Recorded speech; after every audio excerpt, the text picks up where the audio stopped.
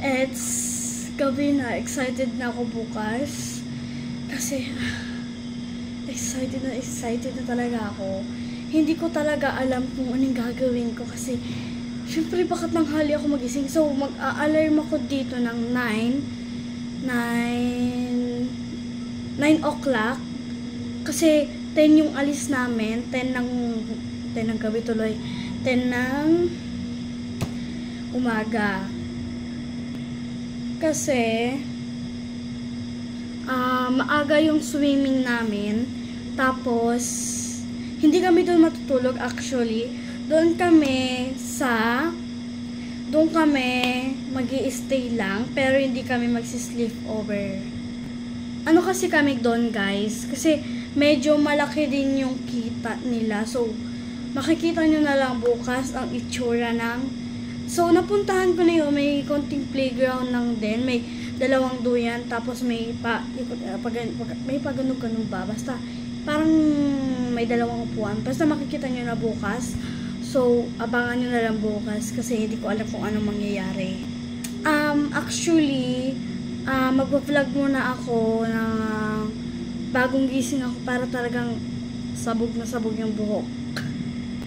Ako na bahala sa video. Ako na rin bahala sa edit.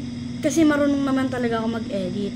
Pero ang inaalala ko lang, gusto ko mag-suggest ng kung paano mag-feature na i-edit ko. Hindi ko talaga alam kung... Iniisip ko kasi yun. Kasi bukas na yun. Bukas na yung swimming. Hindi ko alam kung paano ako makakapag-edit or anong oras. Siguro, kinabukasan ko na lang siya i-edit. Or,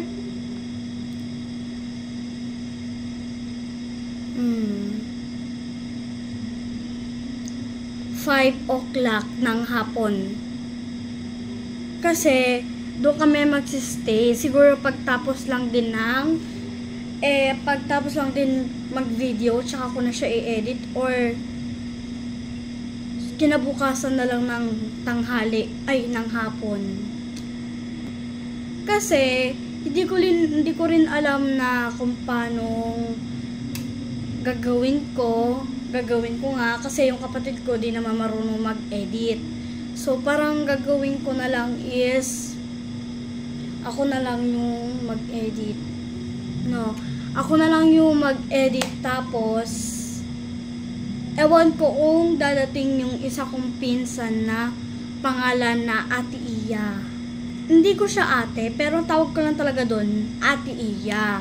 So, hindi ko alam kung may i-prank din ba ako or wala. Kasi, nakakalungkot naman kung mag-prank ako, diba?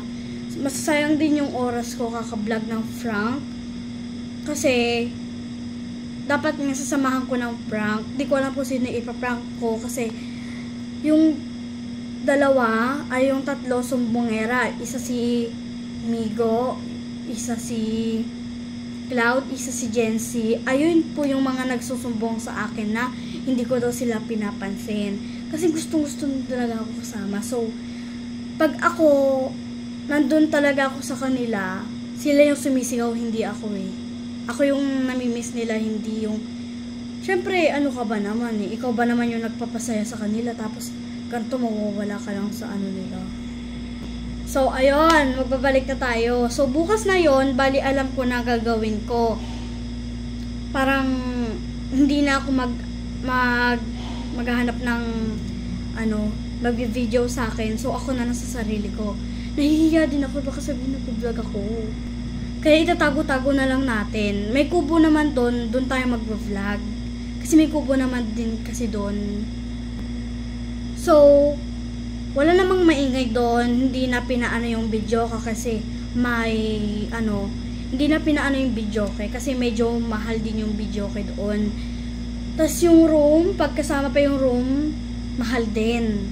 Kaya yung labas lang, yung swimming pool lang yung aanuhin namin. Kasi dati sana nag-vlog ako dati, doon din ako pumunta. Birthday ng kasama ko. Kasama ko talaga siya, tapos taga Japan siya. So, umuwi siya dito. Di ko na alam kung kailan yun. nakalimutan ko na. So, basta ayun, kinakabahan ako kasi baka sabihin, uy, Amber ha, nag-vlog ka, ganto ganyan ha. Siyempre, baka sabihin, vlogger na ako. So, kaya ako na lang yung bahalang mag-vlog sa sarili ko. Ako na lang din. So, sa pagkain, uumpisahan ko mag-vlog. Okay? So, bye-bye!